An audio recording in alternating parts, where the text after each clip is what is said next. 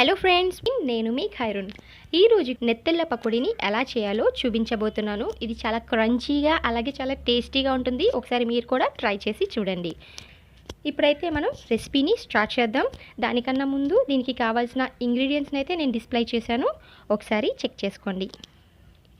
ఇప్పుడు ప్రాసెస్ని స్టార్ట్ చేద్దాం. ఇక్కడ నేను ఒక పావు కేజీ వరకు నెత్తెళ్ళను తీసుకున్నాను. దీన్ని బాగా కడుక్కున్న తర్వాత ఒక హాఫ్ స్పూన్ వరకు పసుపు, ఒక హాఫ్ స్పూన్ వరకు ఉప్పు, మీరు దీని టేస్ట్ని బట్టి చేంజ్ చేసుకోవచ్చు. అలాగే ఇక్కడ 2 స్పూన్ల వరకు అల్లం వెల్లుల్లి పేస్ట్, 2 స్పూన్ల వరకు కారం, half spoon garam masala, half spoon Kashmiri Lal మిర్చి, ఇది ఆప్షనల్.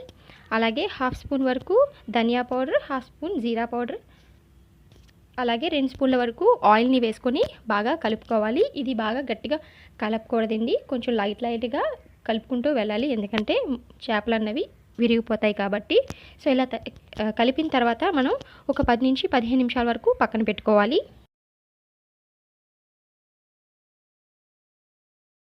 15 నిమిషాల తర్వాత ఇప్పుడు ఇందులో 2 స్పూన్ల వరకు కార్న్ఫ్లోర్,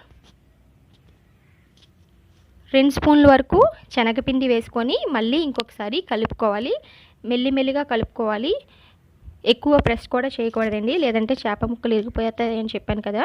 సో లైట్గా కలుపుకోండి. ఇప్పుడు మనం ఒక ప్యాన్ తీసుకొని ఇందులో ప్యాన్ హీట్ అయిన తర్వాత ఇందులో 1 కప్పు వరకు ఆయిల్ని అయితే యాడ్ చేసుకోవాలి. నేను ఇక్కడ డీప్ ఫ్రై చేయట్లేదు, అందుకే 1 కప్పు ఆయిల్ని తీసుకున్నాను. ఆయిల్ హీట్ అయిన తర్వాత మనం మ్యారినేట్ చేసుకుని పెట్టుకున్న చేపల్ని ఒక్కొక్కటిగా విడివిడిగా వేసుకోవాలి.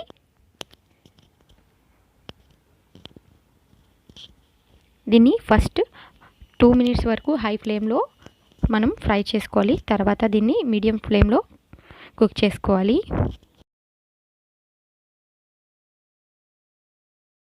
ఇవి క్రిస్పీగా అయినంత వరకు మనం ఫ్రై చేసుకోవాలి. క్రిస్పీగా అయిన తర్వాత మనం దీన్ని పక్కకు తిప్పుకొని రెండో వైపు కూడాను బాగా ఫ్రై చేసుకోవాలి.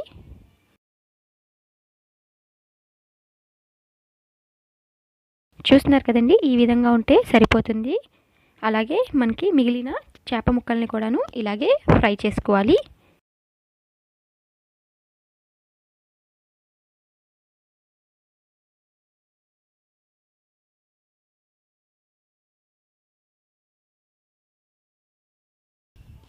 ఇలా ఫ్రై అయిన తర్వాత ఇప్పుడు ఇందులో కొన్ని కరివేపాకు అలాగే పచ్చిమిరపకాయలు వేసుకొని ఒక 2 నిమిషాల వరకు ఫ్రై చేసుకోవాలి. పకోడీలోకి మధ్య మధ్యలో కరివేపాకు పచ్చిమిరపకాయ తగిలితే చాలా బాగుంటుంది. సో మీకు నచ్చితే వేసుకోండి, లేదంటే స్కిప్ చేయొచ్చు.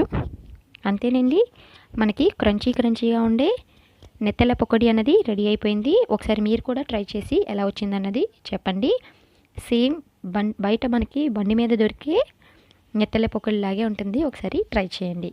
అలాగే మీకు నా వీడియో నచ్చినట్టయితే లైక్ చేయండి, షేర్ చేయండి, అలాగే సబ్స్క్రైబ్ చేసుకోవడం మాత్రం మర్చిపోకండి.